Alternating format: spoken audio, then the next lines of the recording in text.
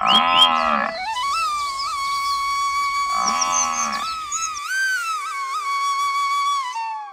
गांव में डमरू नाम का एक गरीब किसान रहता था।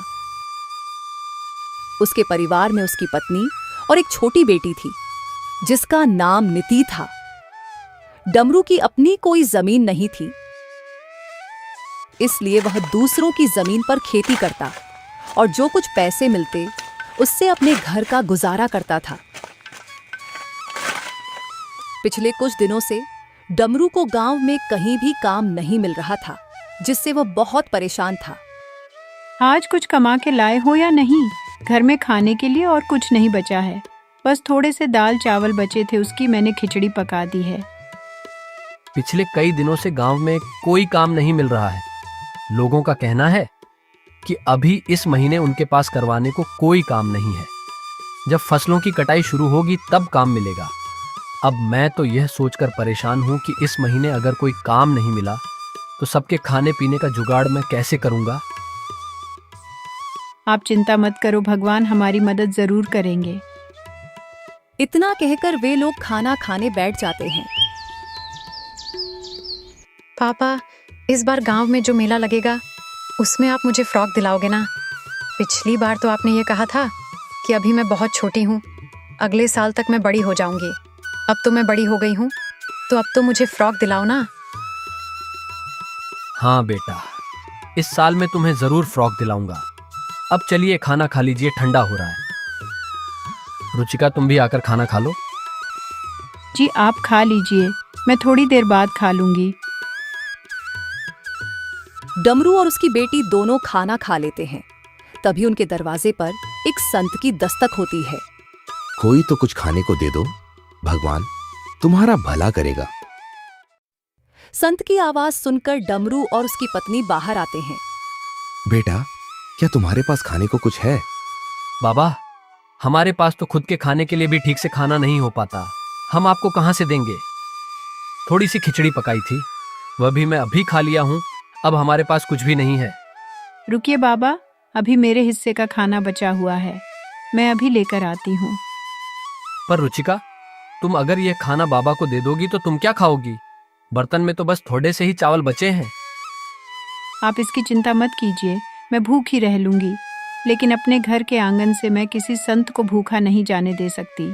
इससे मुझे पाप लगेगा। ठीक है रुचिका, जैसी तुम्हारी इच्छा। रुचिका अपने हिस्से का खाना लाकर बाबा को दे देती है और बाबा उस खाने को खा लेते हैं। बेटा, तुमने मेरी भूख मिटाई है, मैं तुम्हारा बहुत आभारी हूँ। एक भूखे व्यक्ति को खाना खिलाना सच में पुण्य का काम होता है, और यह पुण्य तुमने आज कमा लिया है। बेटी, मेरे पास तुम्हें देने को कुछ नहीं है, लेकिन यह एक हार है। इसे अपने पास रखो, यह तुम्हारी बहुत मदद करेगा। पर याद रखना, रात के समय इसे मत पहनना। रात में इसकी शक्ति बढ़ जाती है, जो तुम्हारी गर्दन सहन नहीं कर पाएगी। धन्यवाद बाबा, हम आपकी आज्ञा का पालन करेंगे। संत के जाने के बाद डमरू हार को देखकर रुचिका से कहता है, इस हार में ऐसा क्या है जो बाबा ने हमें इसे देने के लिए चुना? शायद यह हमारे अच्छे कर्मों का फल है। आपने सुना तो होगा ना, हमारे अच्छे और बुरे कर्मों का फल हमें जरूर मिलता है।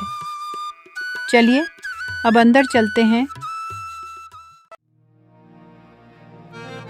पर रुचिका, अपने हिस्से का खाना तो तुमने बाबा को दे दिया, अब तुम क्या खाओगी? काश हमारे पास थोड़े से और चावल होते। जैसे ही डमरू यह बात कहता है, हार में एक चमक सी उठती है और डमरू के सामने तुरंत एक चावल की प्लेट आ जाती है। रुचिका, यह देखो, जैसे ही मैंने चावल का नाम लिया, यहाँ चावल प्रकट हो गया। यानी कि यह हार सच में जादुई है, इससे हम कुछ भी खाने को मांग सकते हैं। अरे वाह, ये तो बहुत अच्छी बात है। तो आप इससे गुलाब जामुन मांगे ना, मेरा काफी दिन से गुलाब जामुन खाने का मन कर रहा था। ठीक है रुचिका, मैं अभी मांग कर देखता हूँ। हे हार, हमें गुलाब जामुन दे दो। डमरू के कहते ही फिर से हार में एक चमक सी उठती है और डमरू के सामने गुलाब जामुन की प्लेट आ जाती है। उसको देखकर रुचिका और डमरू बहुत खुश हो जाते हैं।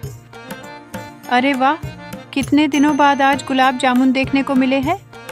चलो अब हम सब बैठकर इसे खाते हैं। ऐसे वह सभी उस दिन भरपेट भोजन करते हैं। पापा, आज गांव में बहुत बड़ा मेला लगने वाला है। आज आप मुझे फ्रॉक दिलाओ ना। हाँ मेरी प्यारी गुद्धिया, इस बार मैं तुम्हें जरूर फ्रॉक दिलाऊंगा। रुचिका, तुम मेरी प्यारी गुद्धिया को तैयार कर दो और तुम भी तैयार हो जाओ। हम सब आज उस बड़े मेले में जाएंगे जहां जाने के लिए हम अक्सर सपने देखा करते थे। सभी तैयार हो जाते हैं। फिर डमरू हार से कुछ पैसे मांगता है और फिर वहां पैसे आ जाते हैं।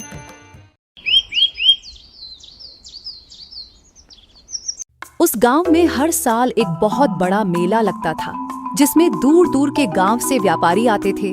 उस मेले में तरह तरह की चीज मिलती थी। पापा, अब देखो फ्रॉक की दुकान। मुझे फ्रॉक दिला दो ना। भैया जरा ये वाली फ्रॉक दिखाना। ये लो मेरी प्यारी गुद्धिया, ये फ्रॉक तुम्हारे लिए।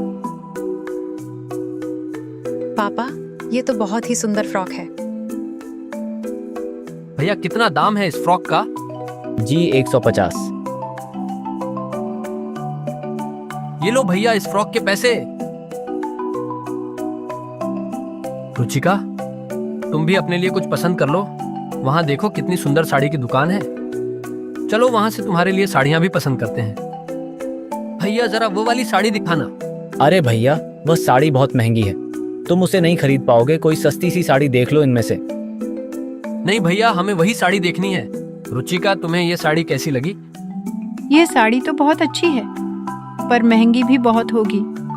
तुम इसकी चिंता मत करो, बस तुम ये बताओ तुम्हें ये साड़ी पसंद तो है ना? हाँ जी, साड़ी तो बहुत पसंद आई। भैया इस साड़ी का क्या दाम है? ये 1000 की साड़ी है। ठीक है भैया, ये लीजिए 1000 और ये साड़ी हमारे लिए पैक कर दीजिए। डमरू साड़ी को खरीद लेता है। डमरू ने उस मेले में से और भी काफी सारे सामान खरीदे। इस मेले में गोपाल के 2 नौकर भी आए हुए थे। गोपाल गांव का सबसे अमीर सेठ था। उसके नौकरों ने जब डमरू को बहुत सारा सामान खरीदते हुए देखा तो वे दोनों आश्चर्य में हो जाते हैं। बिरजू, ये देख, ये तो वही डमरू है ना, जो अक्सर अपने गरीबी पर पूरे गांव में रोता रहता है। ये देख कैसे सामान खरीद रहा है। आखिर इसके पास इतने सारे पैसे कहाँ से आए? हाँ हरिया, ये तो वही गरीब किसान डमरू है। अभी 2 दिन पहले ही तो ये सेठ जी से काम मांगने आया था, पर सेठ जी ने इसे काम देने से मना कर दिया था। चल उसी से पूछ कर देखते हैं। दोनों डमरू के पास आते हैं। और भाई, डमरू कैसी चल रही है खरीदारी? लगता है बहुत सामान खरीदा है आज। डमरू जादुई हार की बात को छुपाते हुए कहता है। नहीं भाई, बस वह थोड़ा बहुत घर के लिए सामान है, बस और कुछ नहीं। भाई तुम तो 2 दिन पहले तो सेठ जी से काम मांगने आए थे ना, लगता है तुम्हें कहीं पर काम मिल गया है। हाँ भैया, कहीं और काम मिल गया था, तो बस उसी से बच्चों को मेला घुमाने ले आया। अच्छा डमरू भाई, तुम करो खरीदारी, हम चलते हैं।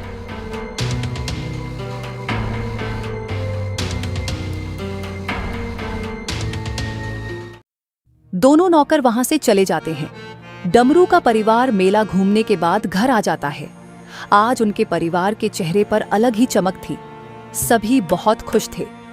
पापा, आज तो मेरे पास बहुत सारे खिलौने हैं। अब मैं अपने दोस्तों को ये खिलौने दिखाऊंगी। मेरे पास भी बहुत सारे खिलौने हो गए हैं। हाँ बेटा, क्यों नहीं। अब से तुम्हें जो भी चीज चाहिए तुम अपने पापा से मांग लेना, वह तुम्हें मना नहीं करेंगे। इस तरह डमरू के दिन हंसी खुशी गुजर रहे थे। डमरू ने हार की मदद से अपने घर के हालातों को सुधार लिया और हार से कुछ पैसे मांगकर गांव में उसने एक कपड़े की दुकान खोली। दुकान खोलने के साथ ही डमरू की दुकान चल पड़ी।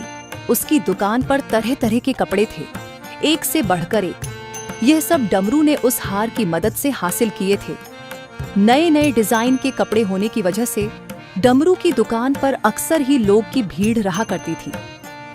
अब यह बात धीरे धीरे पूरे गांव भर में फैल रही थी कि डमरू, जो कितना गरीब था, अचानक से अमीर हो गया है और उसने गांव में एक बहुत बड़ी कपड़े की दुकान खोली है। अरे भाई, मैंने सुना है कि डमरू ने गांव में कोई दुकान खोली है। हाँ भाई, मैंने भी सुना है डमरू ने बहुत बड़ी दुकान खोली है। अरे भाई, मैं तो उसकी दुकान को देखकर भी आया हूँ। डमरू ने वाकई में बहुत बड़ी दुकान खोली है और उसके पास नई नई प्रकार के कपड़े हैं। अच्छा, आखिर यह कैसे हुआ? डमरू के पास दुकान खोलने के लिए इतने पैसे आए कहाँ से भाई? इस बारे में तो मुझे नहीं पता, बस मुझे इतना ही पता है कि उसने गांव में एक बहुत बड़ी कपड़े की दुकान खोली है। हे भगवान, काश मेरे पास भी इतने पैसे होते तो मैं भी अपना कोई छोटा सा कारोबार खोल लेता। अरे भाई, पैसे नहीं है तो तुम अब डमरू से उधार ले लो। डमरू दिल का बहुत नेक इंसान है, वह तुम्हें जरूर उधार दे देगा। हाँ, तुम ठीक कहते हो। मैं डमरू से एक बार बात करके देखता हूँ। यार, कुछ पैसे तो मुझे भी चाहिए थे। मुझे भी अपना छोटा सा कारोबार शुरू करना है। क्यों ना हम कल डमरू से बात करके देखें, क्या पता डमरू ही हमारी कुछ मदद कर दे। वह लोग इतनी बातें कर ही रहे थे, तभी उन्होंने देखा कि डमरू वहीं से गुजर रहा था। रघु ने डमरू को आवाज लगाई। भाई, कहाँ जा रहे हो? कहीं नहीं भाई, बस तुम्हारे पास ही आ रहा था। बहुत दिन हो गए थे तुमसे मिले, सोचा तुमसे भी मिलता हूं। डमरू भाई, मैंने सुना है कि तुमने कपड़े की बहुत ही बड़ी दुकान खोली है। हाँ भाई, बस इसी बारे में मैं तुम्हें बताने आया था। मैंने एक कपड़े की दुकान खोली है और अब उस दुकान से मेरी अच्छी कमाई हो रही है। पर तुमने दुकान कैसे खोली? तुम्हारे पास इतने पैसे कहाँ से आए? देखो भाई, ये बात मैं तुम्हें इसलिए बता रहा हूँ क्योंकि तुम मेरे दोस्त हो और मुझे तुम लोगों पर बहुत विश्वास है। कुछ दिन पहले मेरे घर पर एक साधु आए थे। डमरू उन सबको जादुई हार के बारे में सारी बात बता देता है कि कैसे साधु बाबा के उस जादुई हार ने डमरू की पूरी जिंदगी ही बदल डाली और आज वह एक बहुत ही बड़ी कपड़ों की दुकान का मालिक है।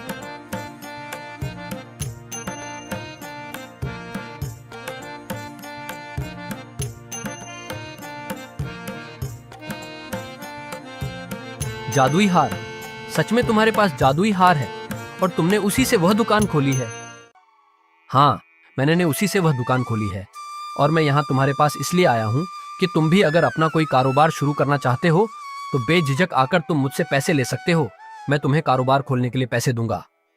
अरे डमरू भाई, ये बात कहकर तो तुमने हमारा दिल ही जीत लिया।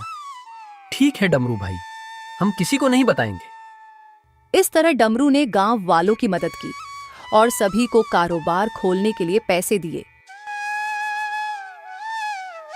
अब गांव के लोगों ने भी अपना अपना कारोबार खोला। अब ये बात धीरे धीरे गांव के अमीर सेठ गोपाल तक भी पहुंच जाती है। यह मैं क्या सुन रहा हूँ?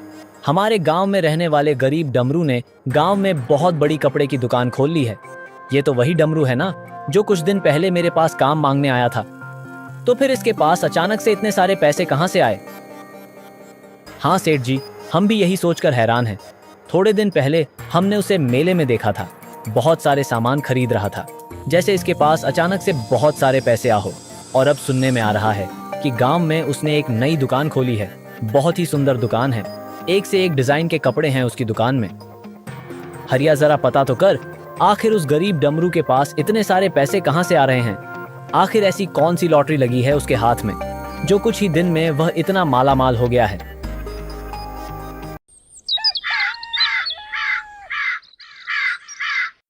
गोपाल के कहे अनुसार उसके दोनों नौकर अब डमरू पर नजर रखने लगते हैं। डमरू कब जाता है, कब घर आता है, इन सब पर उन दोनों आदमियों की नजर थी।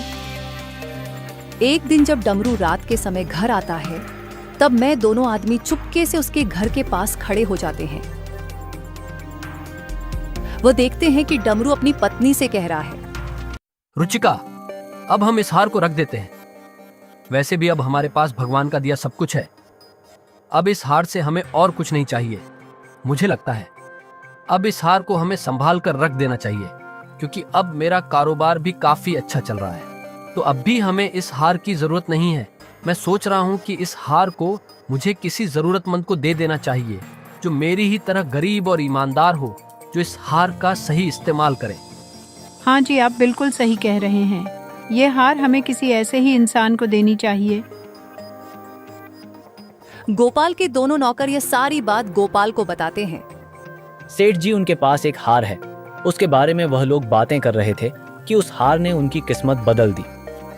अच्छा, तो यह बात है, लेकिन एक हार की वजह से ऐसा कैसे हो सकता है?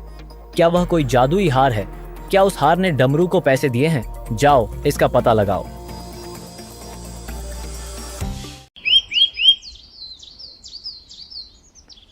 अगले दिन फिर वह दोनों आदमी चुपके से डमरू के घर आते हैं और डमरू और उसकी पत्नी की बातचीत को सुनते हैं। सुनिए, मुझे एक बहुत ही सुंदर हरी रंग की साड़ी चाहिए। आप इस हार से मांग लीजिए ना। तुम्हारे पास इतनी सारी साड़ियाँ तो है, फिर तुम्हें हरी रंग की साड़ी क्यों चाहिए? और दुकान में भी काफी सारी साड़ियाँ रखी है, जाकर दुकान में से पसंद कर लो। नहीं, मेरे पास एक भी हरी रंग की साड़ी नहीं है और मुझे एक ऐसी साड़ी चाहिए जो अभी तक दुकान में भी नहीं है। आप इस हार से हरी रंग की साड़ी मांग कर देखिए ना। डमरू हार से हरी कलर की साड़ी मांगता है और हरी कलर की साड़ी प्रकट हो जाती है। यह देखकर दोनों नौकर बहुत आश्चर्य में हो जाते हैं और ये बातें जाकर वह दोनों गोपाल सेठ को बताते हैं। अच्छा, तो उस डमरू ने हार के सामने साड़ी बोला और हार में साड़ी निकल आई। अब तो पक्का हो गया है, वह कोई जादुई हार है। तो ठीक है, उस हार को हासिल करने का सबसे सही वक्त रात का है। मैं रात को ही उस डमरू के घर जाऊंगा।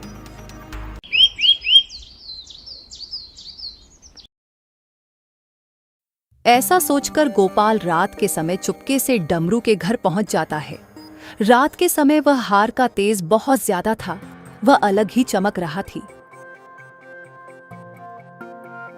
अरे वाह, इस हार की चमक तो देखो, कितना जगमगा रहा है। आखिरकार यही है वह जादुई हार जिससे यह डमरू अमीर हुआ है। अब मैं हार को अपने घर ले जाऊंगा और इस हार की मदद से गांव का सबसे अमीर आदमी बन जाऊंगा।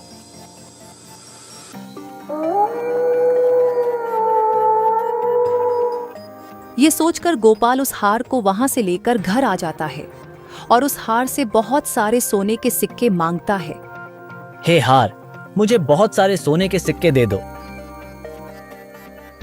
जैसे ही गोपाल ऐसा कहता है, उसके ऊपर पत्थरों की बारिश होने लगती है